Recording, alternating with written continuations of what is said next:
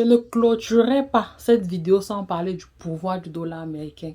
Mais c'est la monnaie mondiale. C'est la monnaie mondiale. Raison de plus pour vivre aux États-Unis. Où la monnaie même est créée. Où la pour ceux qui ne connaissent pas encore la chaîne, bien vouloir vous abonner, liker, partager. Surtout partager. Pourquoi tu ne partages pas? Je dis tu comme si c'était mes égaux. Ah oui, ici nous sommes... Non. Pourquoi vous ne partagez pas? Pourquoi? I mean, why? On est bien sur Joy TV Channel. Ici, on parle d'immigration, que ce soit aux États-Unis, que ce soit aux Émirats Arabes, que ce soit au Canada. Donc, du coup, pour tout intéresser, bien vouloir liker, souscrire et puis partager. Donc, aujourd'hui, je viens faire la partie 2 sur les avantages de vivre aux États-Unis. J'ai fait une partie 1 et puis ça, c'est la partie 2. Donc, juste après. Donc, comme premier avantage dans cette vidéo, je vais parler de la santé. La santé. Vous savez, j'ai beaucoup à dire sur ce sujet. Quand on parle de santé, j'ai beaucoup à dire sur ce sujet parce que, vous savez, ici, la santé coûte cher. Déjà, ça coûte cher. Ça, c'est un point à ne pas oublier. Ça, c'est plutôt les inconvénients des États-Unis. Mais parlons de la santé dans le sens voilà, du bon côté. Ici, c'est difficile d'être malade et de ne pas être pris en charge. Ici, il y a tellement d'hôpitaux qualifiés, en plus avec une main-d'œuvre vraiment qualifiée, les appareils, tout ça, prêts à intervenir, les ambulances prêts à secourir. Vous savez, c'est tellement aisé le système de santé ici. Et puis, bien quand vous arrivez à l'hôpital, surtout dans cette branche où on appelle le emergency room, là-bas, on vous prend en charge, on ne vous demande aucun paiement. On vous prend d'abord en charge et puis le reste, on va gérer après. Quand ceux-là qui viennent sur mes vidéos disent que en quoi le fait d'aller aux États-Unis, ce que tu dis chaque fois, la loterie américaine, l'immigration, en quoi ça constitue à la construction de notre continent, l'Afrique? Bon, je sais pas vraiment. Alors non. Parce que seulement ce volet santé-ci, ça aide beaucoup de personnes. Il y a les gens qui quittent de nos pays très malades, ne pouvant pas voilà, se soigner. Dès qu'ils arrivent ici, ils se font soigner. Et ça va se comprendre un peu. Et encore, ici, la main-d'œuvre est tellement qualifiée que je prends mon exemple. Je prends moi comme exemple, toujours. Je me rappelle quand j'étais dans mon pays, quand j'allais à l'hôpital, vu que je suis corpulente, je suis vraiment corpulente. À chaque fois qu'on voulait me faire une injection, c'était le bavardage, c'était oh, on ne voit même pas ta veine, oh, on ne peut même pas t'injecter, oh, machin, on va tourner ma main comme ça, tourner ma main comme ci, faire comme ça, comme ça. Ici, c'est avec délicatesse. Mais je dis délicatesse jusqu'à ce que tu te demandes même, hey, ça c'est pas ma mère, peut-être dans une autre vie. On va, et ils sont spécialisés. J'étais surprise le jour que je me suis rendue à l'hôpital ici. Et quand j'ai tendu ma main comme ça, on n'a pas raté. C'était même pas où il y a souvent un peu les veines qui se voient. C'était loin ici. Donc quand elle a mis... Oui, c'est une femme. Quand elle a mis la seringue-là, c'était sur la veine. Pas de bavardage. En te chérissant, oh, you're gonna hurt, it will be like... On te prépare.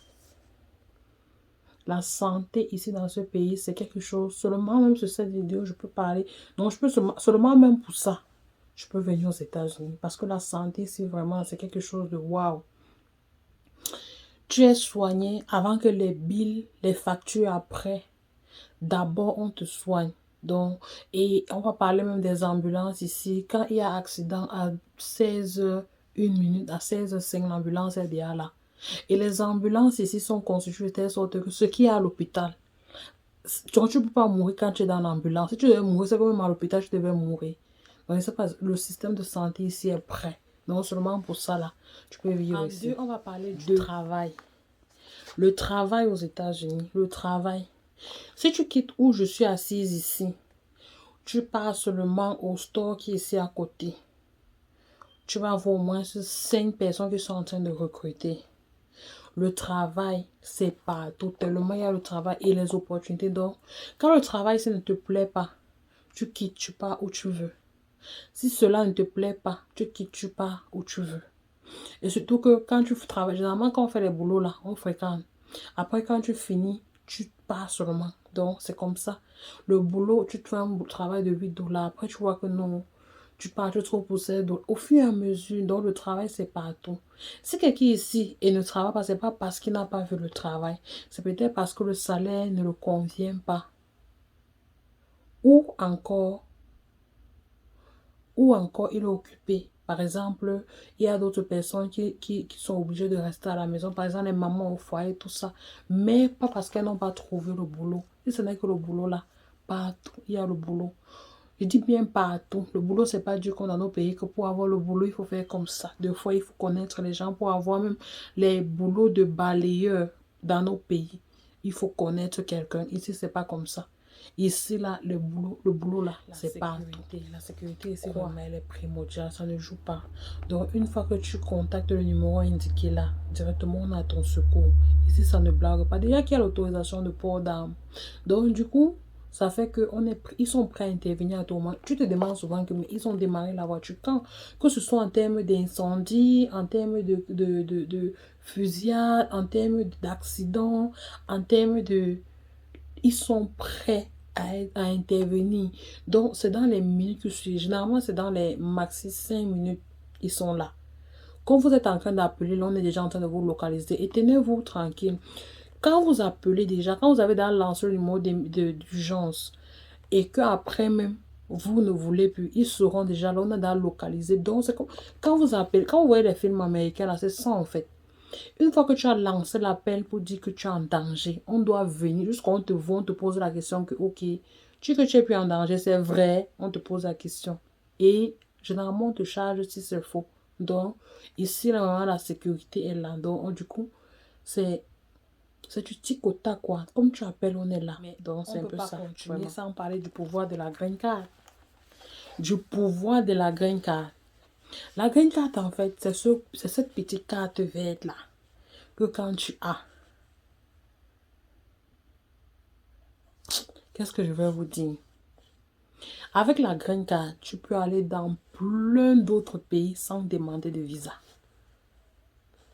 Et en plus, quand tu as la green card, aucun pays, je dis bien aucun pays ne peut bouder le visa. Mais où vous là encore quoi? Tu peux encore quoi? Si tu peux visiter, je ne veux même pas parler des millions que les gens dépensent pour avoir les visas dans les pays européens, que ce soit dans d'autres pays. Et je vous rappelle ici là que quand tu as la green card, tu peux aller rester au Canada. Tu peux même y vivre avec la green card américaine parce qu'on sait que si tu as la green card américaine, qu'est-ce qui va t'amener au Canada? I don't know. Et c'est que les Canadiens, là, ils vont venir m'insulter ici dans la vidéo aussi. Ils vont venir m'insulter, mais si on permet à la résidence permanente américaine d'entrer au Canada sans visa et que l'inverse n'est pas possible, mais vous-même, de vous à moi, comprenez? Un résident permanent canadien ne peut pas entrer ici sans visa, alors que nous, on ne paye que le billet d'avion et puis on s'en va. Donc, vous me comprenez? Je vais encore expliquer. Donc, le pouvoir de la green card, c'est quelque chose. Donc, du coup, on passe au prochain point. L'assistance sociale, voilà. Ici, quand tu ne peux pas te prendre en charge, il suffit juste de prouver que tu ne peux pas te prendre en charge. Et puis, on te prend en charge. Une fois que tout est validé, par exemple, dans nos pays, généralement, les handicapés ne sont pas pris en charge par le gouvernement. C'est vrai qu'ils ont de petites associations, mais c'est toujours les ONG qui financent. Mais ici, quand tu es handicapé, l'État te prend en charge. Et ça se voit un peu. Notre assistance sociale ici est vraiment de ouf. Quand vous remplissez les conditions, c'est pas tout le monde qu'on prend en charge, bien évidemment. Il faut remplir certaines conditions. Il faut prouver qu'on doit te venir en aide. Si par exemple tu ne travailles pas, quelles sont les raisons pourquoi tu ne travailles pas, pourquoi on te vienne en aide, pourquoi tu ne travailles pas. Donc, voilà, déjà qu'il y ait cette assistance sociale, c'est vraiment un très grand avantage. Imaginez-vous combien de personnes dans nos pays ont besoin d'assistance et ils n'ont pas.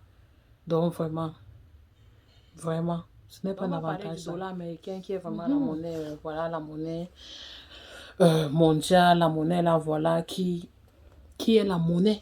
Donc, du coup, le dollar américain, c'est du dollar. Donc, c'est un avantage. Yeah, vous allez vous dire que mais c'est un avantage. Avoir le dollar américain, c'est un avantage de vivre aux États-Unis. C'est vrai que partout dans le monde, tu vas avoir ça. Mais là-bas, on convertit. Ici, tu as ça directement. Ici, tu as ça directement. Si tu ne convertis pas, tu as ça directement. Donc, voilà un avantage. Hmm. J'aime. Je ne clôturerai pas cette vidéo sans parler du pouvoir du dollar américain. Mais c'est la monnaie mondiale. C'est la monnaie mondiale. Raison de plus pour vivre aux États-Unis, où la monnaie même est créée, où la monnaie même est distribuée, où la monnaie passe par toi, où